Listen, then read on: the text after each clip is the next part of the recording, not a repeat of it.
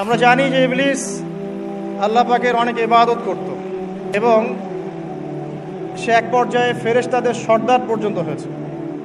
যখন আদম আলাইহিস সালামকে আল্লাহ পাক সৃষ্টি করলেন, আল্লাহ পাক সমস্ত মালায়েকাকে ডেকে বলেছিলেন যে আদমকে সেজদা কর, ফাসাজাদু ইল্লা ইবলিস। সবাই সিজদা করলো, শুধু ইবলিস করলো না। আল্লাহ পাকের আদেশ লঙ্ঘন করার কারণে আল্লাহ রাব্বুল আলামিন তাকে জান্নাত থেকে বহিষ্কার করলেন। সে হায়াত চাইলো, আমাকে দীর্ঘ হায়াত দেয়া হোক কিয়ামত পর্যন্ত, আল্লাহ পাক সেটা দিলেন। কিন্তু দুনিয়া এবং আখিরাতে আল্লাহ রাব্বুল আলামিন ইবলিসকে লানত করলেন, অভিশপ্ত করলেন। ইনশাআল্লাহ তাআলা ইবলিস এবং তার অনুসারীরা চিরস্থায়ী জাহান্নামে জ্বলবে ইনশাআল্লাহ। কিন্তু এখানে লক্ষণীয় বিষয় হচ্ছে ইবলিস কিন্তু নাস্তিক ছিল না। ইবলিসকে বের করে দেওয়ার সময় সে আল্লাহকে বলছিল, রব্বি রব্বি, হে আমার রব, আনজিরনি ইলা ইয়াউমি ইউবাসুন, আমাকে সেই দিন পর্যন্ত অবকাশ দিন যেদিন সবাইকে পুনরুত্থিত করা হবে। মানে কিয়ামত দিবস যে অবধারিত, এই আকীদা ইবলিসের ছিল। ইবলিস আল্লাহকে অস্বীকার করতো না, শুধুমাত্র আল্লাহ রাব্বুল আলামিনের একটা হুকুম পালন না করার কারণে আল্লাহ রাব্বুল আলামিন তাকে অভিশপ্ত করলেন। দুনিয়াতে সে যতদিন থাকবে অভিশপ্ত, জাহান্নামে যখন যাবে চিরস্থায়ী জাহান্নামে সে অভিশপ্ত। আমরা দেখতে পেলাম আল্লাহ পাকের এই যে ক্রোধ, এই যে গজব, তার নাজিল হওয়ার মূল কারণটা কি? অবাধ্যতা, আল্লাহ পাকের অবাধ্যতা। দেখুন আদম আলাইহিস সালামও কিন্তু গাছের ফল খেয়ে ফেলেছিলেন বা গাছের কাছে গিয়েছিলেন, যদিও ফল খাওয়ার কথাটা কিন্তু কোরআনে নেই। কোরআনে আছে তারা গাছের কাছে চলে গিয়েছিলেন। আর আমরা এটাকে অনেক এক্সটেনশন করেছি, গন্ধম ফল ইত্যাদি ইত্যাদি। এটা কি ফল ছিল এটা বড় কথা না, বড় কথা হচ্ছে আল্লাহ পাক বলেছিলেন গাছের কাছে যাবে না। আদম এবং হাওয়া আলাইহিস সালাম তারা চলে গিয়েছিলেন। দেখেন এখানেও কিন্তু আদম এবং হাওয়া আলাইহিস সালাম তারা আল্লাহ পাকের আদেশটা কিন্তু লঙ্ঘন করেছে, ইবলিসও করেছে। কিন্তু ইবলিস চিরস্থায়ী জাহান্নামী হচ্ছে। পক্ষান্তরে আদম আলাইহিস সালাম তওবা করে ফিরে আসছেন। এই তওবা করার কাজটা কিন্তু ইবলিস করে নাই। তাকে যখন জিজ্ঞাসা করা হলো যে তুমি কেন সিজদা করলে না, যাকে আমি আমার দুহাত দিয়ে সৃষ্টি করেছি তাকে কেন সিজদা করলে না, কিসে তোমাকে নিষেধ করলো সিজদা করতে? ইবলিস তখন উল্টা যুক্তি দিয়েছিল যে খলাকতানি মিন নার ওয়া খলাকতাহু মিন তিন, আমাকে সৃষ্টি করেছেন আপনি আগুন দিয়ে আর আদমকে মাটি দিয়ে। ইবলিস নিজের দোষ স্বীকার না করে, তওবা না করে, উল্টা নিজের ভুলটাকে প্রমাণ করতে চাইলো যেটাই সঠিক। ইবলিস কিন্তু সীমা লঙ্ঘন করার কারণে চিরস্থায়ী জাহান্নামী হচ্ছে না, বরং তার ভুলের উপরে অটল থাকার কারণে হচ্ছে। এবং এটাকে সাবিত করতে চাচ্ছে সে, আপনি রং, আমি রাইট, আমি আগুনের তৈরি, আমি কেন মাটির তৈরি আদমকে সিজদা করব?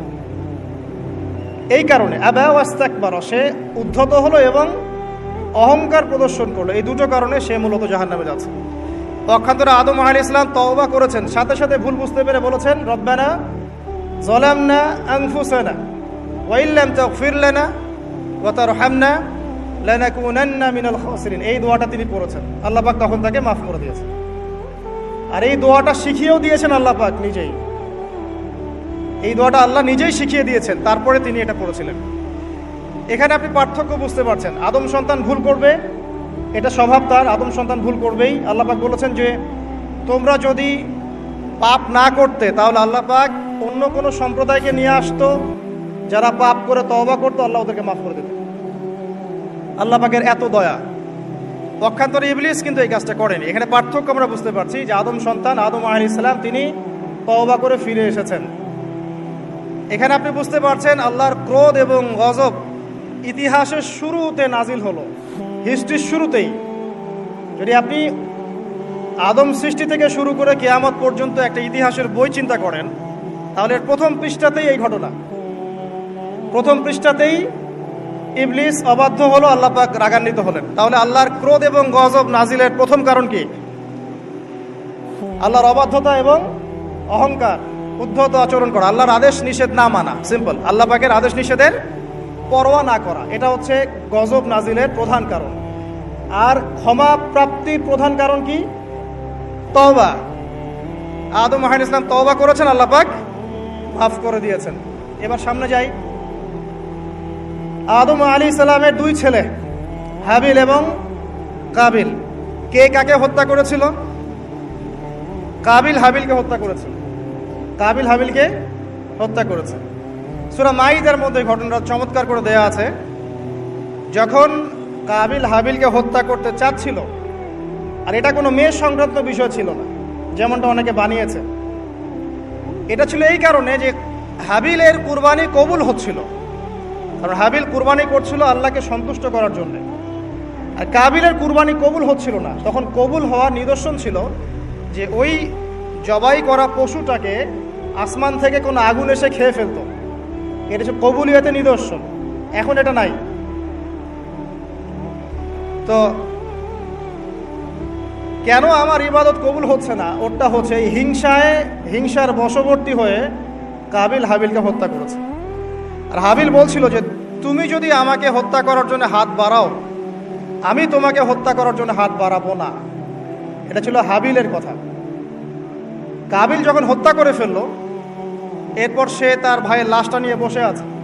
লাশ কিভাবে দাফন করতে হয় এটা তার জানা নাই। আল্লাহ পাক তখন কাককে পাঠালেন। কাক অনেক প্রাচীন প্রাণী। সে তার ঠোঁট দিয়ে মাটি খুঁড়ে দেখিয়ে দিল কিভাবে মাটি খুঁড়ে দাফন করতে হয়। সুবহানাল্লাহ। শিক্ষা আমাদের চারপাশে আছে। প্রকৃতি থেকে আল্লাহ পাক শিখতে বলেছেন। পাহাড় থেকে শেখেন কিভাবে দৃঢ়তার সাথে দাঁড়িয়ে থাকতে হয়। মানুষ সমালোচনা করবে, আঘাত করবে, অত্যাচার করবে, এরকম ঢিল আপনার গায়ে লাগবে, ঢিল ভেঙে চূর্ণ বিচূর্ণ হয়ে যাবে, পাহাড় দাঁড়িয়ে থাকবে। সমুদ্রের কাছ থেকে শেখেন বড় মন, আকাশের কাছ থেকে শেখেন, পাখির কাছ থেকে শেখেন। এগুলো কিন্তু কোরআনে আছে, আমি বানিয়ে বলছি না। আল্লাহ পাক প্রকৃতি থেকে শিখতে বলেছেন এবং সফর করতে বলেছেন। ওয়াসিরু ফিল আরদ, তোমরা জমিনে সফর করো বেশি বেশি। যুব সমাজকে এখন বলবো যে আপনারা এই ডিভাইসে এডিক্টেড না হয়ে ঘোরেন, দেশটা ঘুরে দেখেন, জেলা জেলায় ঘোরেন, সফর করেন, ঘোরেন। আল্লাহ বলেছেন জমিনে ছড়িয়ে পড়ো, বিচরণ করো এবং ভ্রমণ করো, দেখো আল্লাহ পাকের নিদর্শনগুলো দেখো। ফানজুর কাইফা কানা আকিবাতুল মুকাদ্দিবিন, এবং লক্ষ্য করে দেখো যে আল্লাহর বিধানকে অস্বীকারীদের কি পরিণতি হয়েছিল। তো এখানে দেখেন দ্বিতীয় অ্যাক্সিডেন্টটা হচ্ছে কি? খুন। ভাই ভাইকে হত্যা করছে। আর এই হাবিল কাবিলের এই সুন্নত কিন্তু এখন পর্যন্ত চলমান আছে। দেখবেন ভাই ভাইয়ের শত্রু এখন, ধর্মীয় ক্ষেত্রেও, পলিটিক্যাল ক্ষেত্রেও, গ্লোবাল ক্ষেত্রেও ভাই ভাইয়ের শত্রু। খ্রিস্টান দুইটা কান্ট্রি লড়াই করছে, দেখবেন দুটাই খ্রিস্টান। মুসলিম দুটা কান্ট্রি লড়াই করছে, দুটাই মুসলিম। মুসলিম দুটা পলিটিক্যাল দল লড়াই করছে, দুটাই মুসলিম। মুসলিম দুইজন ধর্মীয় আলোচক বা ধর্মীয় আলেম একে অপরের বিরুদ্ধে লেগে আছে, সবাই মুসলিম। হাবিল কাবিলের সুন্নত। এখানে আমাদেরকে হতে হবে কি? কাবিল না হাবিল? হাবিল। তুমি যদি আমাকে হত্যা করার জন্য হাত বাড়াও, আমি তোমাকে হত্যা করার জন্য হাত বাড়াবো না। একটা হাদিস বলি আপনাদেরকে। নবী সাল্লাল্লাহু আলাইহি ওয়াসাল্লাম বলেছেন পৃথিবীতে সর্বপ্রথম হত্যাকাণ্ড ঘটিয়েছে কাবিল। এই কারণে পৃথিবীতে কিয়ামত পর্যন্ত যত মানুষ খুন হবে, সমস্ত এই পাপের একটা একটা করে অংশ কাবিলের আমল নামায় যুক্ত হবে। নাউযুবিল্লাহ। এর জানতেন? নবীর সন্তান কাবিল, কিন্তু নবীর সন্তান। তো ভাষা, বংশ, রক্ত এগুলো কিন্তু আল্লাহর কাছে হক এবং বাতিলের মানদণ্ড না, তাকওয়া ছাড়া। যাই হোক, সামনে যাই। এখানে আপনি দেখছেন আল্লাহ পাকের এই যে গজব কাবিলের উপরে আসলো, কারণটা কি? সীমা লঙ্ঘন করা, হত্যা। তাহলে বুঝলেন যে হত্যাকাণ্ড বাড়লে আল্লাহ পাকের গজব আসবে, যেটা এখন শেষ জামানায় বাড়ছে। সামনে চলেন। এরপরে নূহ আলাইহিস সালাম, নাম শুনেছেন? 950 বছর তার কওমকে দাওয়াত দিয়েছেন। কত বছর? তার কওমকে এক আল্লাহর ইবাদতে দাওয়াত দিয়েছিল। তার কওমের প্রধান সমস্যা ছিল শিরক। তারা কিছু মূর্তির পূজা করত। তার নামগুলো আল্লাহ পাক সূরা নূহে বলেছেন। সূরা নূহের শেষের পৃষ্ঠার মধ্যে আছে। নূহ আলাইহিস সালামের কওমকে যখন দাওয়াত দেওয়া হচ্ছে, তারা বলতো যে লা তাযারুন্না আলিহাতাকুম ওয়ালা তাযারুন্না ওয়াদ্দা ওয়ালা সুআআ ওয়ালা ইয়াগুসা ওয়া ইয়াউকা ওয়া নাসরা। তোমরা তোমাদের উপাস্যদেরকে ছেড়ে দিও না। তোমরা আদ, ইয়াগুস, ইয়াউক, নাসর এই উপাসকদেরকে ছেড়ে দিও না, এই মূর্তিদেরকে ছেড়ে দিও না। মানে তারা স্ট্যাচু ওয়ার্শিপ করতো আর কি, নূহ আলাইহিস সালামের কওম।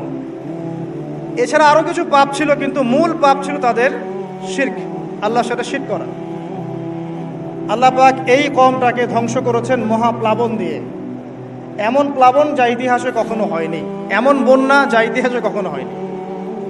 প্রায় পুরো পৃথিবীর প্রায় বেশিরভাগ অংশ ওই বন্যায় ডুবে গিয়েছে। এবং এই পানির উচ্চতা সম্পর্কে কোরআনে এসেছে, সূরা হুদের মধ্যে আছে যে পাহাড়ের চূড়া পর্যন্ত পানি ছিল। এবং একটা পাহাড়ের উপরে নূহ আলাইহিস সালামের ছেলে বসে গিয়েছিল। বাবা ডাকছে, আসো আমার সাথে, আল্লাহর গজব থেকে আজকে কেউ বাঁচাতে পারবে না। সে বলছে যে আমি পাহাড়ে উঠে যাব, নেচে যাব। তখন নূহ আলাইহিস সালাম বললেন যে আজকে আল্লাহর গজব থেকে কেউ বাঁচাতে পারবে না। এরপর একটা বড় ঢেউ আসলো, এসে বাবা এবং ছেলের মাঝখানে পার্থক্য করে দিল। নূহ আলাইহিস সালাম বলেছিলেন, আল্লাহ, সে আমার আহল, আমার পরিবারের একজন, তাকে মাফ করে দাও। আল্লাহ পাক বলেছেন, লাইসা মিন আহলিক, সে তোমার পরিবারের কেউ না। এখানেও দেখেন নবীর সন্তান ঈমান না আনার কারণে কুফরির হালতে মৃত্যুবরণ করল। আল্লাহ পাকের মহাপ্লাবনে গজবে ধ্বংস হলো। এখানে একটা গজব পেলেন, বিশাল বন্যা, জলোচ্ছ্বাস। তাহলে এর কারণ কি? নূহ আলাইহিস সালামের পুরো কওম, মাত্র 40টা বা 80টা পরিবার বাদ দিয়ে বাকি সবাই ডুবে গেছে। আমরা যারা এখন পৃথিবীতে বেঁচে আছি, হোক সে হিন্দু বা মুসলিম বা খ্রিস্টান বা বৌদ্ধ, হুয়েভার হি ইজ বা জিউস, আমরা সবাই ওই 80টা পরিবারেরই সদস্য। আমাদের বাপদাদারা ওইখানে গিয়ে মিলবে, কারণ তার আগে কোনো মানুষ এখন পৃথিবীতে বেঁচে নাই। আমরা যারা বেঁচে আছি কোনো না কোনোভাবে আমরা ভাই, জানেন, কোনো না কোনোভাবে আমরা আত্মীয়, আমরা সবাই আত্মীয়। তো ওই 80টা পরিবারই এখন পৃথিবীতে বেঁচে আছে, এখানকার বংশধররাই।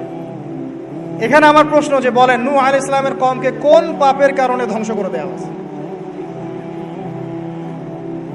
আমরা বলবো যে বাংলাদেশের জনগণকে আমরা বলবো যে শিরক ছেড়ে দেন, কবর পূজা ছেড়ে দেন, মাজার পূজা ছেড়ে দেন, শিরকের যত ক্যাটাগরিজ আছে এগুলো থেকে তওবা করে ফিরে আসেন, অন্যথায় আল্লাহ পাকের গজব কেউ ঠেকাতে পারবে না। শিরক থেকে বেঁচে না আসলে, বেঁচে না থাকলে আল্লাহর গজব ঠেকানোর কেউ নাই। আল্লাহ পাক শিরকের পাপটা মাফ করেন না।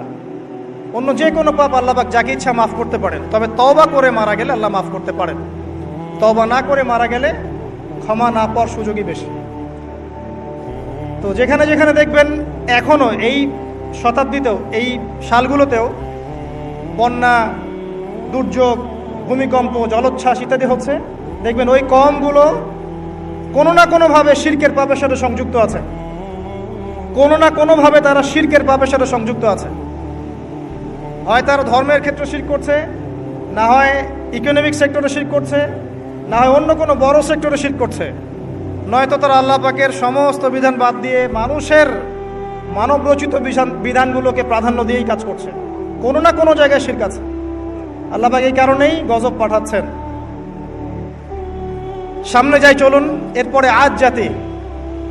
আদ জাতির লোকরা ছিল প্রচণ্ড লম্বা চওড়া, অনেক লম্বা। আর আমি যেগুলো বলছি এগুলো কোনো রূপকথা নয়, এগুলো সবগুলি কোরআনের পাতায় পাতায় আছে। সূরা বাকারা পড়েন, সূরা হুদ পড়েন, সূরা নূহ পড়েন, বনী ইসরাঈল সূরাটা পড়েন, সূরা শুআরা পড়েন, এগুলোর মধ্যে এই ঘটনাগুলো পাবেন। আদ জাতির লোকেরা অনেক লম্বা চওড়া ছিল, প্রচণ্ড শক্তিশালী। তো তারা ইয়েমেন, হাদরামাউত এই জায়গায় বসবাস করত। পাহাড় কেটে বাড়ি নির্মাণ করত। তাদের কাছে আল্লাহ পাক হুদ আলাইহিস সালামকে পাঠালেন। তাদেরও প্রধান পাপ ছিল শিরক। দ্বিতীয়ত আরো কিছু পাপ ছিল। 1 নম্বর, অহেতুক বিনা কারণেই তারা অনেক উঁচু উঁচু সৌধ নির্মাণ করত। এটা কোরআনে আছে। অহেতুক বিনা কারণে, দুনিয়ার চাকচিক্যের কারণে উঁচু উঁচু অট্টালিকা এবং সৌধ নির্মাণ করত, যেগুলো অপচয় ছিল, অপচয়। এবং তারা মানুষকে প্রচণ্ড প্রহার করত। ওয়াইদা বাতাসতুম জাব্বারিন, আল্লাহ পাক কোরআনে বলেছেন, যখন তোমরা কাউকে মারো প্রচণ্ড রকম কঠিন মার মারো। এই মায়ের সিস্টেম এখনো আছে সব জায়গাতেই। মানুষকে প্রচণ্ড নির্মমভাবে তারা মারত এবং উঁচু উঁচু সৌধ নির্মাণ করত, শিরক করত এবং একটা কথা বলতো, যখন হুদ আলাইহিস সালাম দাওয়াত দিত তখন একটা কথা বলতো, মান আশাদ্দু মিন্না কুওয়া, এই কথাটা। ফেরাউন যেমন বলতো আনা রাব্বুকুমুল আ'লা, এরকম আজ জাতি বলতো মান আশাদ্দু মিন্না কুওয়া, আমাদের চেয়ে শক্তিশালী আর কে আছে? আল্লাহ পাক বলছে আওয়ালাম ইয়ালামু আন্নাল্লাহা হুয়া খালাকাকুম হুয়া আশাদ্দু মিনহুম কুওয়া, তারা কি জানে না যে আল্লাহ তাদেরকে সৃষ্টি করেছে, সেই আল্লাহ ওদের চেয়ে শক্তিশালী। আল্লাহ পাক এই কওমটাকে ধ্বংস করলেন কিভাবে? 7 দিন কন্টিনিউয়াসলি, 7 দিন প্রচণ্ড টর্নেডো, এই যে আমরা যেটা বলি ঝড়, ঘূর্ণিঝড়, টর্নেডো, এরকম বজ্রপাত এবং প্রচণ্ড টর্নেডো, ঘূর্ণিঝড়, এগুলো দিয়ে 7 দিনের মধ্যে এই কওমের প্রত্যেকটা মানুষকে আল্লাহ পাক এমনভাবে ধ্বংস করলেন, খেজুর গাছের ডাল যেমন পড়ে থাকে মাটিতে, এইভাবে তারা মাটিতে পড়েছিল। এখানে বলেন আল্লাহ পাকের আযাব আর গজব নাজিলের মূল কারণটা কি ছিল তাহলে? শিরক, অপচয়, অহংকার আর মানুষকে মারা। মানুষকে মারা আল্লাহ পাক সহ্য করেন না, জানেন? মানুষের চেহারায় মারতে নাই। দেখবেন আমাদের কারোর সাথে গন্ডগোল হলে আগে চেহারায় ঘুষি, তাই না? এই চেহারায় মারা নিষেধ। একটা হাদিসের মধ্যে আছে যে চেহারাটা আল্লাহ পাকের, এটা তো আসলে মারেফত, আমরা এটাকে এভাবে ব্যাখ্যা করতে পারবো না, কিন্তু চেহারা আল্লাহ পাক তার নিজস্ব মানে হাত দিয়ে, আল্লাহ পাকের নিজস্ব কুদরতি হাত দিয়ে আল্লাহ পাক সৃষ্টি করেছেন মানুষের চেহারায় মারতে আল্লাহ পাক নিষেধ করেছেন। আর মানুষকে অন্যায় কারণে মারা হলে আল্লাহ পাক নারাজ হন, খুবই অসন্তুষ্ট হন। কোনো ব্যক্তি যদি কোনো মানুষের জীবন বাঁচায়, সে যেন পুরো মানব জাতির জীবন বাঁচাবে, সূরা মাইদার মধ্যে আছে। আবার কোনো ব্যক্তি যদি অন্যায় কারণে একটা মানুষকে হত্যা করে ফেলে, সে যেন পুরো মানব জাতিকে হত্যা করে। আজকে বিশ্বের বুকে সবচেয়ে সস্তা রক্ত কাদের? অথচ একজন মুসলিম যে ব্যক্তি লা ইলাহা ইল্লাল্লাহ পড়ে, এই ব্যক্তি যতদিন পর্যন্ত জীবিত আছে আল্লাহ পাক কিয়ামত দিবেন না ইনশাআল্লাহ। একজন ব্যক্তি পৃথিবীতে যতদিন থাকবে যে লা ইলাহা ইল্লাল্লাহ কালিমা পড়ছে, আল্লাহ আল্লাহ বলছে, ততদিন পর্যন্ত আল্লাহ পাক কিয়ামত দিবেন না ইনশাআল্লাহ। একজন মুসলিমের সম্মান দেখেন তাহলে। সেই মুসলিমদের রক্ত এখন সস্তা, চাইলেই যে কেউ মারতে পারে। ফান্তাজিরু, আল্লাহ পাক বলেছেন তোমরা অপেক্ষা করো, ওয়া ইন্না মাআকুম মিনাল মুনতাজিরিন, এবং আমরাও তোমাদের সাথে অপেক্ষা করছি। আল্লাহ পাক কোরআনে এটা বলেছেন। এরপরে সামনে যান, এর পরের জেনারেশন আসলো সামুদ জাতি। সামুদ আদ জাতির ভাই, একই রকম, ওরাও ফিজিক্যালি অনেক স্ট্রং, তাল গাছের সমান সমান লম্বা, পাহাড় কেটে কেটে বাড়ি নির্মাণ করে। এরাও শিরক করলো এবং একটা স্পেশাল পাপ করলো। সেটা কি? আল্লাহ পাকের একটা মুজিজা আল্লাহ পাক দান করলেন ওদেরকে, একটা উটনি, যেটা সালেহ আলাইহিস সালামের উটনি ছিল। তো আল্লাহর পক্ষ থেকে ইনস্ট্রাকশন ছিল যে এই উটনি তোমাদেরকে দুধ দিবে আর অনেক সুযোগ সুবিধা দিবে। আল্লাহ পাকের মুজিজা, মিরাকেল, এটাকে নষ্ট করো না, ধ্বংস করো না। তখন সালেহ আলাইহিস সালামের কওমের কয়েকজন ব্যক্তি এই উটটাকে হত্যা করলো, উটের পা কেটে ফেললো, উটটাকে হত্যা করে ফেললো। আল্লাহ পাকের নিদর্শনকে অস্বীকার করার কারণে আল্লাহ পাক এদেরকে ধ্বংস করলেন। কিভাবে? বজ্রপাত, বিজলি দিয়ে।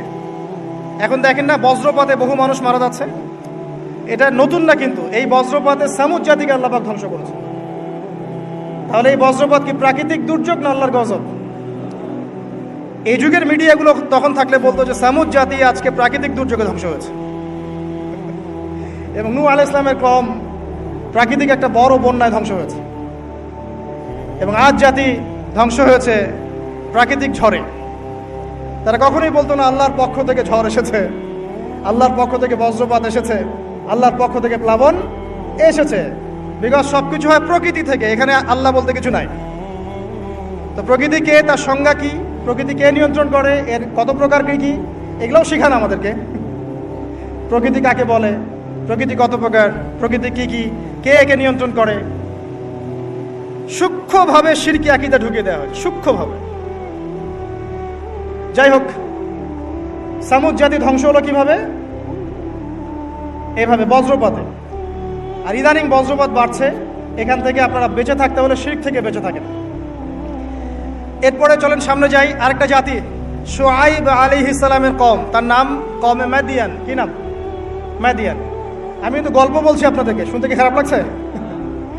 কোরআন থেকে বলছি শর্ট করে। মাদিয়ান, তো মাদিয়ান কওম, তাদের পাপ ছিল তারা নবীদের সাথে তর্ক করত।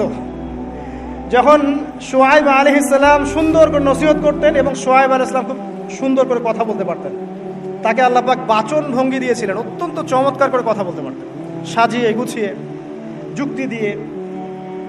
তো শুআয়ব আলাইহিস সালামের সাথে তারা খুব তর্ক করতো, 1 নাম্বার। 2 নাম্বার, শিরক করতো তারা। এবং আর 2টা বড় পাপ ছিল। 1, তারা মাপে কম দিত। তো মাপে কম দিত এবং একটা কাজ করতো, মানুষের সম্পদ অন্যায়ভাবে আত্মসাৎ করত। এই পাপটা চেনা যায়? দাড়ি টুপিওয়ালা মানুষদের কি এই পাপটা চেনা যায়? মানুষের সম্পদ অন্যায়ভাবে আত্মসাৎ করা। অনেক ক্ষেত্রে আমরাও এখানে জড়িত হয়ে গেছি না? আল্লাহ মাফ করুক। তো মানুষের সম্পদ অন্যায়ভাবে তারা আত্মসাৎ করত। এই আয়াতটা 8 বার কোরআনে আছে যে তারা মানুষের সম্পদ অন্যায়ভাবে আত্মসাৎ করত। আল্লাহ পাক এই কওমটাকে ধ্বংস করলেন কিভাবে? সমবেত করলেন। প্রথমে বৃষ্টি হচ্ছে না, খুব খরা, বৃষ্টি হয় না খরা। এরপরে হঠাৎ আকাশে মেঘ দেখা গেল, সুন্দর মেঘ, মনে হচ্ছে শীতল বাতাস প্রবাহিত হচ্ছে, বৃষ্টি হবে। সবাই একটা মাঠে সমবেত হলো। হওয়ার পরে আল্লাহ পাক 1 মুহূর্তের মধ্যে ভূমিকম্প দিয়ে দেখে ধ্বংস করে দিলেন। মনে রাখবেন, পৃথিবীতে সর্বপ্রথম যে কওমকে আল্লাহ পাক ভূমিকম্প দিয়ে ধ্বংস করেছেন তার নাম এই শুআয়ব আলাইহিস সালামের কওম, কওমে মাদিয়ান। কি নাম? কওমে মাদিয়ান। অতএব আপনারাও মাপে কম দিতে থাকেন, আর মানুষের সম্পদ অন্যায়ভাবে আত্মসাৎ করতে থাকেন, আর ভূমিকম্পের অপেক্ষা করতে থাকেন। যদি ভূমিকম্প নাজিল হয় আল্লাহর পক্ষ থেকে, তাহলে মনে রাখবেন এর পিছনে 2টা পাপ দায়ী মূলত। 1, পাপে কম দেওয়া, আর 2, মানুষের সম্পদ অন্যায়ভাবে আত্মসাৎ করা। এরপরে সামনে যান, লুত, কওমে লুত। লুত আলাইহিস সালামের কওম, এটা পৃথিবীর সবচেয়ে অ্যামেজিং কওম, বিস্ময়কর। মানে এমন এক পাপ করেছে যে পাপ বিশ্বের কোনো মানুষ করে না। তবে উম্মতে মুহাম্মাদির কিছু মানুষ এই পাপ করছে। আবার বলছি, লুত আলাইহিস সালাম এর কওম এমন পাপ করেছিল যেই পাপ এই বিশ্বে, মহাবিশ্বে কেউ কখনো করে নাই। কিন্তু উম্মতে মুহাম্মাদির কিছু মানুষ এই পাপ করছে এবং করবে, এটা আমাদের নবীজি ভবিষ্যৎবাণী করে গেছে। সেটা হলো শিরকের সাথে সমকামিতা। সমকামিতা কি বোঝেন? ছেলে ছেলের সাথে যৌন সম্পর্ক স্থাপন করছে, নাউযুবিল্লাহ, এবং মেয়ে মেয়ের সাথে যৌন সম্পর্ক স্থাপন করছে, নাউযুবিল্লাহ। ইদানিং ছেলে ছেলের ব্যাপারটা কমছে, মেয়ে মেয়েটা বাড়ছে। দেখবেন মেয়ে মেয়ে এখন যৌন সম্পর্ক স্থাপন করছে। কিভাবে আমরা জানি না, এটা বুঝেও আসে না যে কিভাবে এটা পসিবল। আল্লাহ রাব্বুল আলামিন এদেরকে ধ্বংস করলেন এমন ভাবে, এটা অ্যামেজিং। আল্লাহ পাক 2 জন ফেরেশতাকে পাঠালেন, একজনের নাম জিবরাইল আর একজন মিকাইল। তারা 2 জন ছোট ছোট বালকের বেশে, একটু ইয়াং মানুষের বেশে লূত আলাইহিস সালামের বাসায় গেলেন এবং এলাকার লোকজন খবর পেল যে নতুন 2 জন মেহমান এসেছে, কওমের মধ্যে নতুন 2টা মেহমান এসেছে। তারা গিয়ে লূত আলাইহিস সালামকে বলছে, তোমার মেহমানদেরকে আমাদেরকে দাও। লূত আলাইহিস সালাম বলছেন, আমার মেয়েরা আছে, চাইলে আমার মেয়েদেরকে বিয়ে করে নাও। দেখেন একজন নবী কত দরদি হলে এই কথাটা বলতে পারেন উম্মার জন্য, যে তোমরা এই পাপ কাজ ছেড়ে দাও, আমার মেয়েরা পড়ে আছে, চাইলে আমার মেয়েদেরকে বিয়ে করে নাও। আর এই কম বলছে যে তুমি খুব ভালো করেই জানো লূত আমরা কি চাচ্ছি। কথা কি বুঝতে পারছেন? তখন তিনি বলছেন, আলাইসা মিনকুম রাজুলুন রশিদ। সূরা হুদ পড়ে দেখেন, তোমাদের মধ্যে কি একটাও ভালো মানুষ বাকি নাই? তখন এরা বলছে, তুমি লূত নিজেকে খুব পবিত্র মনে করো? লূত আলাইহিস সালাম সমকামিতায় বিশ্বাসী না, তার পরিবার বিশ্বাসী না, এই কারণে তার পরিবারকে ক্রিটিসাইজ করা হচ্ছে। তুমি কি খুব বেশি পবিত্র মনে করছো আমাদের চাইতে? তাহলে এই কম থেকে তোমরা বের হয়ে যাও। সমকামী কম এরকম জবাব দিল আর কি। তো আল্লাহ পাক কি করলেন, ওই 2 ফেরেশতা জিবরাইল এবং মিকাইল আলাইহিস সালাম, তাদের পাখা ছিল, ফেরেশতাদের পাখা থাকে, আর জিবরাইল আলাইহিস সালামের প্রায় 600টা পাখা আছে। কয়টা? 600 পাখা। তো এই 2টো পাখা দিয়ে তিনি ওই কওমে লূতকে উঠালেন, মাটির থেকে এভাবে তুলে আসমানে উঠালেন। আসমানে ওঠানোর পরে আল্লাহ পাক উপর থেকে পাথরের বৃষ্টি বর্ষণ করলেন, রজম। পাথরের বৃষ্টি বর্ষণ করলেন, এবার এটাকে উল্টে তিনি এভাবে দাফন করে দিলেন। এটা এখন জর্ডানের ডেড সি, মৃত সাগর, এখানে এই কমটা ছিল। জর্ডান ডেড সি, মৃত সাগর, এখানে এই কমটা ছিল। এখানে দেখেন আল্লাহ পাকের আযাব আর গজব নাজিলের মূল কারণটা কি হলো? শিরক, সীমালঙ্ঘন এবং সমকামিতা, যেটা এখন আমরা মানে ব্যক্তি স্বাধীনতা মনে করি। আবার সমকামিতা এখন ব্যক্তি স্বাধীনতা, বাক স্বাধীনতা। একজন মানুষ চাইলেই একটা মেয়ের সাথে সম্পর্ক করতেই পারে, একটা ছেলে চাইলেই সম্পর্ক করতেই পারে। এবং বিশ্বের কিছু কান্ট্রি, যাদেরকে আমরা উন্নয়নশীল কান্ট্রি বলি বা একদম রুলিং স্টেট মনে করি আর কি, যাদের কথায় বিশ্বের অনেক স্টেট ওঠে আর বসে, এইসব কান্ট্রির মধ্যে এটা জায়েজ, লিগ্যালি জায়েজ, আইনত জায়েজ, করতেই পারে। বাধা দিলে আপনার সমস্যা, ওটা আইনে লজ আছে যেটা করা যাবে, আপনি বাধা দিচ্ছেন কেন? তারা ম্যাগাজিন বের করে, তারা আন্দোলন করে, রেইনবো ফ্ল্যাগ আছে ওদের 7 রঙের, এটা দিয়ে পতাকা দিয়ে মিছিল করে। তার মানে আল্লাহ পাকের গজব আসা কি বাকি আছে এখনো? আসে নাই, আবার বলেন আলহামদুলিল্লাহ। আসে নাই এখনো, বলেন আলহামদুলিল্লাহ। মনে করেছেন এদের সংখ্যা বাংলাদেশে নাই? দৃষ্টান্তমূলক শাস্তি না হলে এদের সংখ্যা তো বাড়বেই, এবং দিন দিন এটা বাড়ছে। আরে বাড়ার পিছনে একটা কারণ বলে দিই আমি, এই কারণটা যদি বন্ধ করা যায় ইনশাল্লাহ এটা বন্ধ হয়ে যাবে। নৈতিকতার সাথে এই কারণটা যদি বাস্তবায়ন করা যায় ইনশাল্লাহ বন্ধ হবে। সেটা হলো পর্নোগ্রাফি বন্ধ করে ফেলতে পারলেই ইনশাআল্লাহ তাআলা দেখবেন যে এই মহামারীগুলো কমে যাবে। একটা বিষয় মানুষ জানে না, সেটা করবে কিভাবে? আর যখন জানানো হচ্ছে যে এটা আসলে করা যায়, এটাও এমন, তখন তো মানুষ জানবে ও এটাও আছে, এটাও তাহলে করা যায়। যাই হোক, যারা বুদ্ধিমান তাদের জন্য ইশারা যথেষ্ট। পর্নোগ্রাফি যদি বন্ধ করতে পারি আমরা ব্যক্তিগতভাবে, অ্যাসোসিয়েশন ওয়াইজ বা রাষ্ট্রীয়ভাবে, এবং এটা করাটা উচিত, এটা করা খুবই উচিত।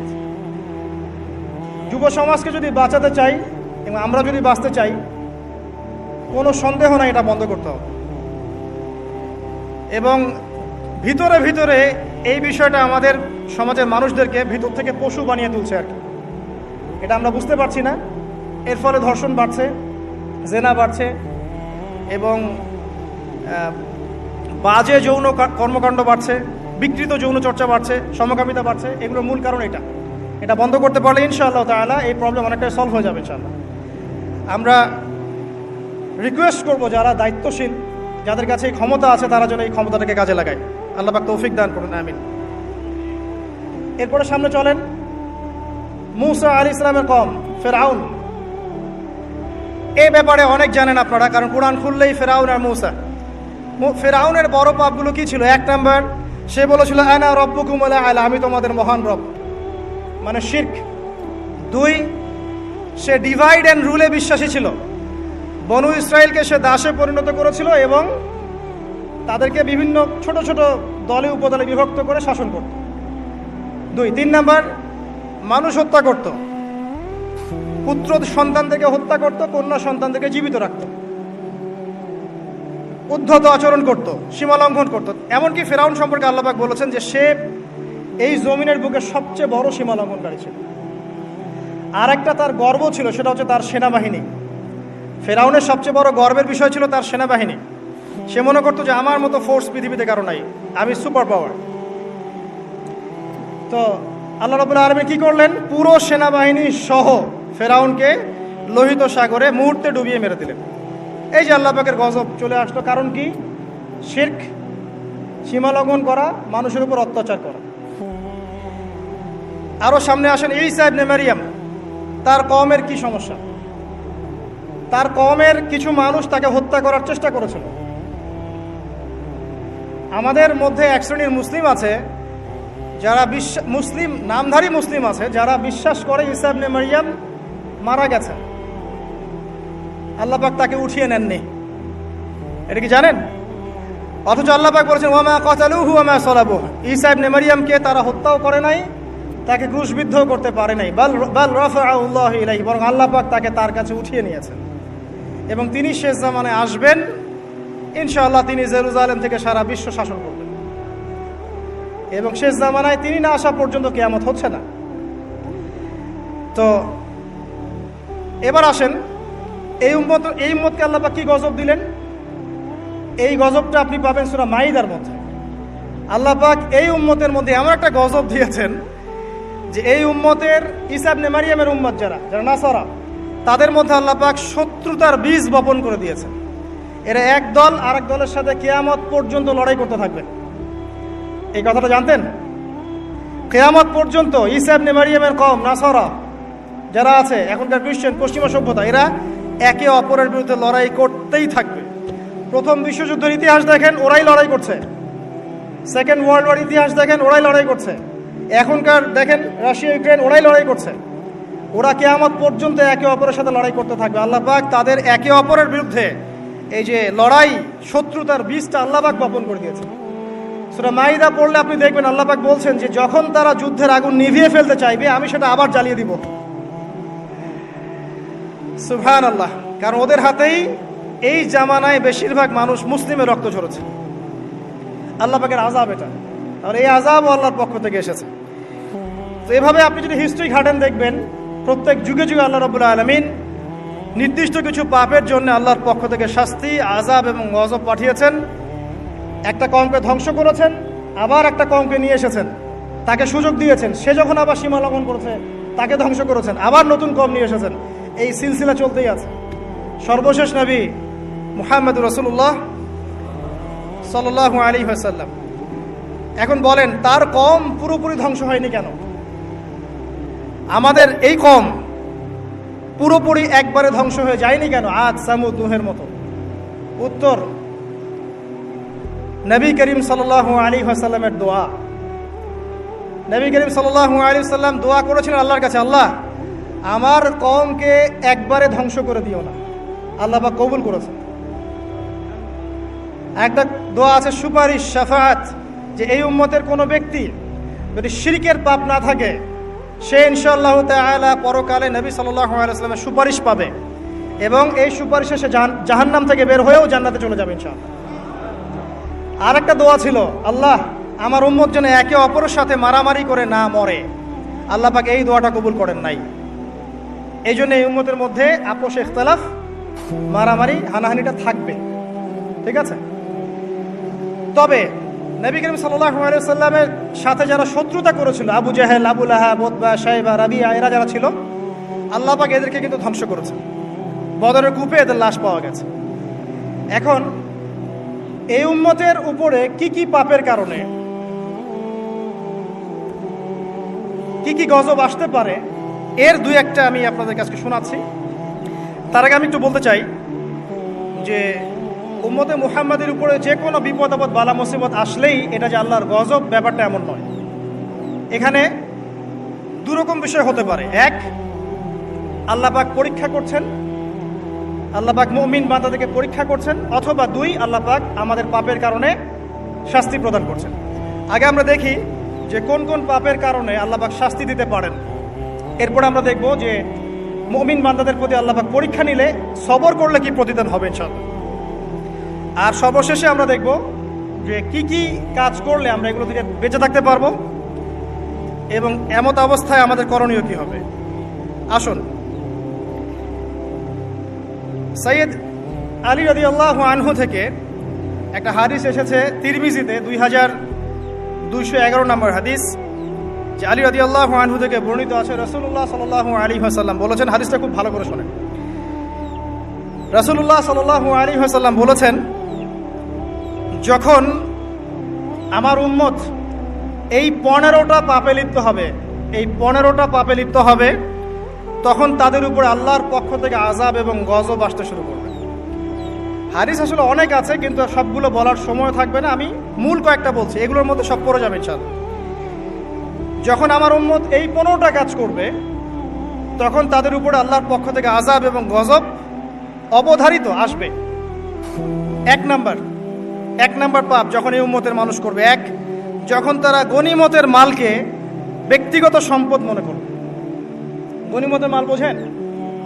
রাষ্ট্রীয় সম্পদ, পাবলিক প্রপার্টি। এটাকে যখন মানুষ ব্যক্তিগত সম্পদ মনে করে ব্যবহার করা শুরু করবে, এটা কি মিল পাওয়া যায়? আচ্ছা। 2 নাম্বার, যখন কারো কাছে আমানত রাখা হবে, আমানত, এবং সে এটাকে ব্যক্তিগত সম্পদ মনে করবে। বুঝতে পারছেন?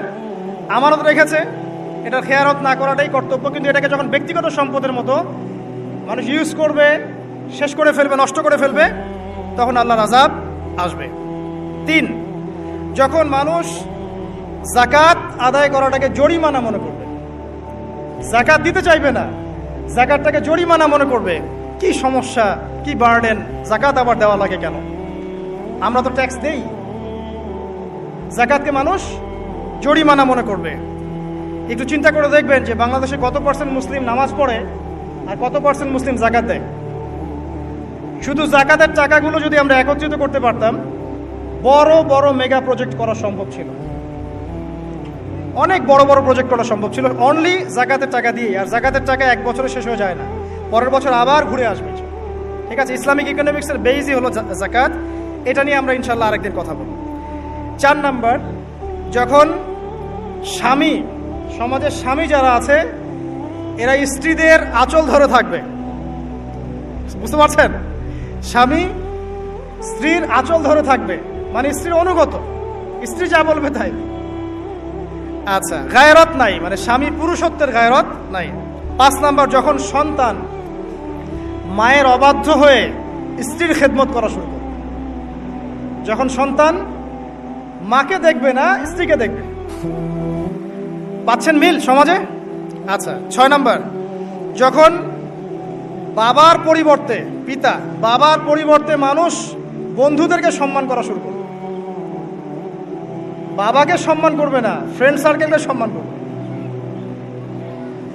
সুবহানাল্লাহ। এরপরে আসেন 7, যখন, আমার কথা রাগ করেন না, এটা হাদিসে আছে, যখন সমাজের নিকৃষ্ট মানুষদেরকে নেতৃত্ব দেওয়া হবে, এটা হাদিসে আছে। সমাজের নিকৃষ্ট মানুষকে যখন নেতৃত্বের আসনে বসাবে মানুষ, তখন সমাজে আল্লাহর গজব আসবে। হাদিস তিরমিজি 2211 নম্বর। এরপরে 8, নবী সাল্লাল্লাহু আলাইহি ওয়াসাল্লাম বলছেন, যখন কোনো ব্যক্তিকে সম্মান করা হবে তার টর্চার থেকে বাঁচার জন্য, যখন কোনো মানুষের সম্মান করা হবে তার শাস্তি থেকে বাঁচার জন্য, মানে মানুষ মন থেকে সম্মান আসছে না, ভয়ে আপনি সম্মান করছেন, এই অবস্থা যখন আসবে তখন আল্লাহর আযাব আসবে। তারপরে 9, যখন মসজিদের মধ্যে, দেখবেন অনেক মসজিদ আছে বাংলাদেশে, মসজিদের মধ্যে হট্টগোল বেড়ে যাবে, মসজিদের মধ্যে হট্টগোল বেড়ে যাবে, আর মসজিদগুলো হবে চাকচিক্যময়, হেদায়েত উঠে যাবে, মসজিদ হবে চকচকা, তাজমহলের মতো এক একটা, কিন্তু হেদায়েত উঠে যাবে, মসজিদে হট্টগোল বেড়ে যাবে। 11, যখন পুরুষেরা রেশমি কাপড় পরবে, পুরুষেরা সিল্কের রেশমি কাপড় পরবে, পুরুষের জন্য স্বর্ণ আর রেশমি কাপড় পরা হারাম। তো এখন পুরুষেরা অনেকে স্বর্ণ পরে, রেশমি কাপড়ও পরে, এটা মহিলাদের জন্য জায়েজ। এরপরে 12, যখন প্রকাশ্যে মদ্যপান করা হবে, আর মদ্যপানের মধ্যে ভাই সিগারেটও পড়ে, আপনার গাঁজা, ইয়াবা সবই পড়ে, যখন প্রকাশ্যে মদ্যপান করা হবে। এবং লাস্টের 2টা হচ্ছে 13, যখন বাদ্যযন্ত্রের সংখ্যা বেড়ে যাবে, বাদ্যযন্ত্রের চর্চা বেড়ে যাবে। এবং সর্বশেষ, যখন গায়িকাদেরকে সম্মান করা হবে এবং উম্মতের শেষের দিকের লোকেরা, মানে আমরা উম্মতের প্রথম দিকের লোকদেরকে গালিগালাজ করব, বুঝতে পারলেন? যখন মাদকদ্রব্য প্রকাশ্যে পান করা হবে, যখন আপনার রেশমি কাপড় পুরুষেরা পরবে, যখন বাদ্যযন্ত্র তৈরি করা হবে, চর্চা করা হবে এবং গায়িকাদেরকে সম্মান করা হবে, এবং যখন এই উম্মতের শেষের মানুষেরা উম্মতের প্রথম দিকের মানুষদেরকে গালিগালাজ করবে। সাহাবীরা কি জানতো, আয়েশা রাদিয়াল্লাহু আনহার চরিত্র অমুক ছিল, এই ছিল, সেই ছিল, ইত্যাদি, নাউযুবিল্লাহ। এই কথাগুলো এখন আসে না। এই হাদিসে যে 15টা পয়েন্ট আছে, আমি বেশি হাদিস আনি নাই, আমি নিজে পড়েছি সবগুলোই, কিন্তু আনিনি বেশি হাদিস, এতগুলো বলার সময় নাই। এই একটা হাদিস কি যথেষ্ট না? হাদিসের রাবি আলী রাদিয়াল্লাহু আনহু তিনি বলছেন, যখন এই আমলগুলো সমাজে বেশি বেশি চালু হয়ে যাবে, তখন কি হবে? নবী সাল্লাল্লাহু আলাইহি ওয়াসাল্লাম বলছেন যে তখন জমিনের মধ্যে আল্লাহর পক্ষ থেকে গজব আসবে। কি কি? 1 নাম্বার, প্রবল ঘূর্ণিঝড়, জলোচ্ছ্বাস। 2, আগুনও বর্ষণ হতে পারে, হাদিসে আসছে। 3, ভূমিকম্প হবে বেশি বেশি। 4, মানুষের আকৃতি পরিবর্তন হয়ে যাবে, মানুষের আকৃতি পরিবর্তন হয়ে যাবে। এই হাদিসটা আমি আপনাদের জন্য এনেছিলাম। এরপরে আসেন, আরেকটা হাদিস আছে, এইটাতে যাওয়ার আগে আমি কোরআনের একটা আয়াতে যাচ্ছি। সূরা রুমের 41 নম্বর আয়াত। আল্লাহ পাক এই আয়াতে বলছেন আযাব নাজিল হওয়ার একটা কারণ, যাহারাল ফাসাদু ফিল বাররি ওয়াল বাহরি বিমা কাসাবাত আইদিন নাস, এটা একটা কারণ। জলে এবং স্থলে যত বিপর্যয় ছড়িয়ে পড়েছে এগুলো মানুষের হাতের কামাই। তার মানে যত ফাসাদ ছড়াবে সবকিছুই আল্লাহর পক্ষ থেকে নয়, এখানে মানুষেরও হাতের কামাই থাকবে। এখন আপনি দেখেন, পরিবেশ দূষণ করছে কারা? মানুষ। বনভূমি উজাড় করছে কারা? মানুষ। এই যে কার্বন মনোক্সাইডের পরিমাণ বাড়ছে বাতাসে, এগুলো কারা বাড়াচ্ছে? জিন, মানুষ। অর্থনীতির মধ্যে ফাসাদ কে করছে? সুদের মধ্য দিয়ে অর্থনৈতিক সিস্টেমে ফাসাদ কে ডেকে এনেছে? মানুষ। যাকাত বন্ধ করছি কারা? আমরা, তাই নয় কি? আপনি দেখেন সোশ্যালি যে সমস্যাগুলো হচ্ছে, এই যে জমি নিয়ে সমস্যা, আত্মীয়তার বন্ধন নিয়ে সমস্যা, টাকা পয়সার সমস্যা, পদের লড়াই, ক্ষমতার লড়াই, কারা করছে এগুলা? জিন, শয়তান, মানুষ। এটা হচ্ছে কোরআনের এই আয়াতের ব্যাখ্যা, যে জলে এবং স্থলে যত বিপর্যয় এগুলো মানুষের হাতের কামাই। তার মানে মানুষেরও এখানে প্রচণ্ড রকম দোষ আছে, অন্যথা আল্লাহ পাক তো আর এখানে এমনি এমনি গজব পাঠাতেন না। এরপরে আসেন, সিলসিলা সহিহার মধ্যে আরো 5টা পাপের কথা আছে, যে 5টা পাপের কারণে সমাজে আল্লাহ পাকের গজব আসে। এই 5টা পাপ আমি আপনাকে শোনাচ্ছি। হাদিস নাম্বার এটা হচ্ছে মিশকাতের 5370, সহিহার 106, 107 পৃষ্ঠায়।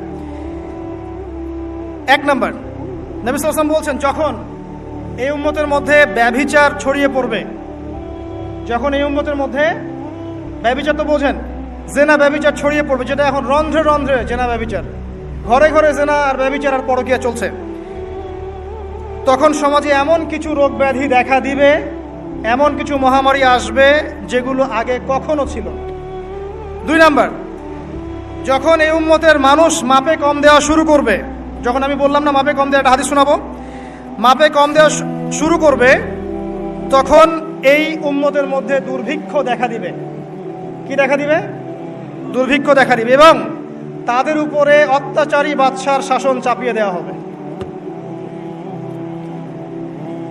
তাহলে আমরা বেশি করে মাপে কম দিব নাকি? ইনসাফের সাথে ব্যবসা করেন, আল্লাহ পাক তৌফিক দান করুন। 3 নম্বর, যখন এই উম্মতের মানুষ যাকাত দেওয়া বন্ধ করে দিবে, যখন এই উম্মতের মানুষ যাকাত দেওয়া বন্ধ করে দিবে, তখন আসমান থেকে আল্লাহ বৃষ্টি বন্ধ করে দিবেন। হাদিসের শেষ অংশে আছে, যদি জমিনের মধ্যে পশু পাখি এরা না থাকতো তাহলে আল্লাহ পাক আদৌ কখনো বৃষ্টি দিতেন না। তাহলে আমরা কি যাকাত দেওয়া বন্ধ করে দিব? চালু করবো ইনশাআল্লাহ। 4 নম্বর, যখন এই উম্মতের মানুষ আল্লাহ এবং তার রাসূলের সাথে বিশ্বাসঘাতকতা করবে, এটা আপনারা বোঝেন, আল্লাহ এবং তার রাসূলের সাথে বিশ্বাসঘাতকতা করবে, তখন আল্লাহ পাক তাদের উপরে অমুসলিমদের আধিপত্য চাপিয়ে দিবেন। নেন, যখন আল্লাহ এবং তার রাসূলের সাথে বিশ্বাসঘাতকতা করবে এই উম্মতের মানুষ, তখন অমুসলিমদের ভয় এবং শাসন এবং তাদের যে আগ্রাসন, এটা আল্লাহ পাক মুসলিমদের উপরে চাপিয়ে দিবে, আল্লাহ চাপিয়ে দিবে। আর সর্বশেষ, যখন এই উম্মতের মানুষের আল্লাহর কিতাবকে রেসপেক্ট করবে না, সম্মান করবে না এবং এর বিধানগুলোর কোনো পরোয়া করবে না, আল্লাহ পাক তখন মুসলিমদের মাঝে আপোষে মারামারি ক্রন্দন লাগিয়ে দিবে। নেন, আর হাদিসের দরকার আছে? নাই। আরেকটা হাদিস শোনাই, শেষ, এটা লাস্ট। এই হাদিসের রাবি হচ্ছেন হুযায়ফা রাদিয়াল্লাহু আনহু। এটাও তিরমিজিতে আছে, 2169 নম্বর হাদিস। নবীজি বলছেন, লা তা'মুরুন্না বিল মা'রুফ, তোমরা অবশ্যই সৎ কাজের আদেশ করবে, মুসলিমরা তোমরা অবশ্যই সৎ কাজের আদেশ করবে, ওয়ালা তানহাউনা আনিল মুনকার, এবং তোমরা অবশ্যই মন্দ কাজ থেকে মানুষকে নিষেধ করবে। আও লা ইউশিকান্নাল্লাহু আইয়াবআসা আলাইকুম ইকাবাম মিন, অথবা আমি তোমাদের প্রতি ভয় করছি আল্লাহ পাক তার পক্ষ থেকে তোমাদের উপর আযাব চাপিয়ে দিবেন। সুম্মা তাদউনাহু, এরপর তোমরা আল্লাহকে ডাকবে, লা ইউস্তাজাব দুআ, তোমাদের দোয়া তখন কবুল হবে না। এখানে আযাব নাজিলের একটা কারণ পেলাম, যখন সৎ কাজের আদেশ, অসৎ কাজের নিষেধ আমরা ছেড়ে দিব, আল্লাহর পক্ষ থেকে গজব মাস্ট বি আসবে, এবং তখন মানুষ দোয়া করবে, আল্লাহ এই দোয়া কবুল করবেন না। এখন এগুলো হলো যদি আল্লাহর পক্ষ থেকে গজব হয় তাহলে এই বিষয়। আর এমন হতে পারে যে আল্লাহর পক্ষ থেকে পরীক্ষা। যদি আল্লাহর পক্ষ থেকে পরীক্ষা হয় তাহলে সুসংবাদ আছে। কিরকম? আল্লাহ রাব্বুল আলামিন সূরাতুল বাকারার 155 নম্বর আয়াতে বলছেন, আল্লাহ পাক সূরাতুল বাকারা 155 নম্বর আয়াতে বলছেন যে লানাবলুওয়ান্নাকুম বিশাইইন মিনাল খাউফি ওয়াল জু'i, অবশ্যই অবশ্যই আমি আল্লাহ তোমাদেরকে পরীক্ষা করব। আর পরীক্ষা কাদের উপরে আসবে? যারা মুমিন তাদের উপরে, যারা আল্লাহ পাকের বিধিবিধান মেনে চলছে, আল্লাহর গজব নাজিলের মাধ্যম বানাচ্ছে না, তাদের উপরে পরীক্ষা আসবে। তো আমরা আগে চিন্তা করবো যে আমরা এদের কাতারে পড়ি কিনা, আর যদি পড়ি তাহলে এই সলিউশন। যদি আল্লাহ পাক আমাদেরকে পরীক্ষা করেন বিপদ দিয়ে, বালা মুসিবত দিয়ে, তাহলে আল্লাহ বলছেন অবশ্যই আমি তোমাদেরকে পরীক্ষা করব মিনাল খাউফি, কিছু ভয় দিয়ে, ওয়াল জু'i, এবং ক্ষুধা দিয়ে পরীক্ষা করব, ওয়া নাকসি মিনাল আমওয়ালি ওয়াল আনফুস, তোমাদের নফস জানমালের ক্ষতি দিয়ে পরীক্ষা করব, ওয়াস-সামারাত, এবং ফসল ফলাদির ক্ষতি দিয়ে আমি তোমাদেরকে পরীক্ষা করব, ওয়া বাশশিরিস সাবিরিন, যারা সবর করবে এদের জন্য সুসংবাদ। এরা কারা? যারা বলে ইন্না লিল্লাহি ওয়া ইন্না ইলাইহি রাজিউন, আমরা আল্লাহর জন্য, আমরা আল্লাহর দিকে ফিরে যাব। তাহলে যদি আল্লাহর পক্ষ থেকে পরীক্ষা হয়ে থাকে তাহলে আমরা সবর করবো ইনশাআল্লাহ তাআলা। আল্লাহ পাক বলছেন 5টা বিষয় দিয়ে আল্লাহ পাক পরীক্ষা করবেন: জানের ক্ষতি, মালের ক্ষতি, ভয়, ক্ষুধা এবং ফসলের মাধ্যমে। এরপর যারা সবর করবে তাদের জন্য অনেক পুরস্কার আছে। আল্লাহ পাক বলছেন যে যখন আল্লাহ পাক কোনো কওমের কল্যাণ চান, যখন আল্লাহ পাক কোনো কওমের কল্যাণ চান, আল্লাহ রাব্বুল আলামিন সেই কওমকে বিপদ আপদ বালা মুসিবত দিয়ে পরীক্ষা করেন। যখন আল্লাহ পাক কোনো মুসলিম কওমের কল্যাণ চান তখন আল্লাহ পাক তাদেরকে বিপদ আপদ বালা মুসিবত দিয়ে পরীক্ষা করেন। বুখারীর মধ্যে একটা হাদিস এসেছে 5642 নম্বর। নবী করিম সাল্লাল্লাহু আলাইহি ওয়াসাল্লাম বলেছেন যে একজন মুসলিম ব্যক্তির যদি কোনো ক্লান্তি হয়, অথবা কোনো অসুখ হয়, রোগ হয়, অথবা দুশ্চিন্তা হয়, এমনকি যদি তার পায়ে একটু কাটাও বিধে, আল্লাহ রাব্বুল আলামিন এই ওসিলায় তার গুনাহগুলোকে মাফ করে দিবেন ইনশাআল্লাহ। তাহলে আল্লাহ পাকের যদি পরীক্ষা হয়, আমরা সবর করি, তাহলে আমরা এই বেনিফিট পাবো ইনশাআল্লাহ, এই ফজিলত পাবো ইনশাআল্লাহ।